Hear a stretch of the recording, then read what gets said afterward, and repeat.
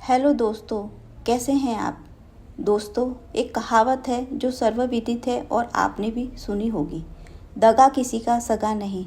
मैं पूनम खत्री आपके समक्ष एक कहानी लेकर आई हूँ जो इस कहावत को चरितार्थ करती है। कहानी पसंद आए तो लाइक कीजिए, शेयर कीजिए। जी हाँ दोस्तों, कहानी कुछ इस प्रकार है। एक गांव था। गांव के किनारे पर एक छोटे से आश्रम की छोटी सी कुटिया में एक महात्मा जी रहते थे।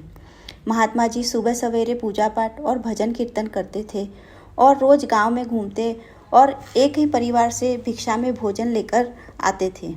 गांव में घूमते समय वो एक ही बात कहते थे, दगा किसी का सगा नहीं, नहीं किया तो करके देख। उसी गांव में एक महिला रहती थी। उसे ये कहावत अखरती थी। वो इस कहावत को स्वीकार ही नहीं कर पाती थी और मन ही मन महात्मा जी से कूटती रहती थी।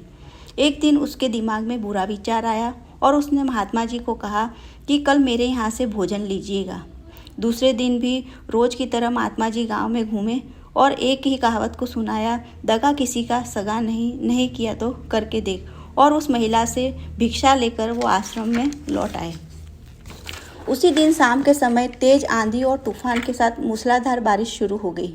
महात्मा जी के आश्रम में दो यात्री उनकी शरण में आए, जिसमें एक पुत्र और एक पिता था।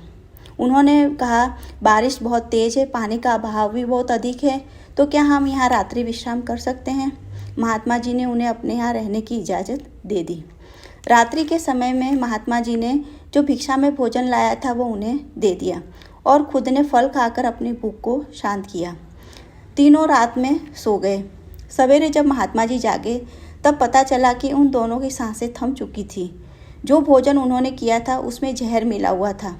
ये खबर गांव में फैल गई और गांव वालों के साथ वो महिला भी आश्रम में आई और देखकर सिर पटक कर रोने लगी, क्योंकि उसमें उसका एक पुत्र था और दूसरा उसका पति था।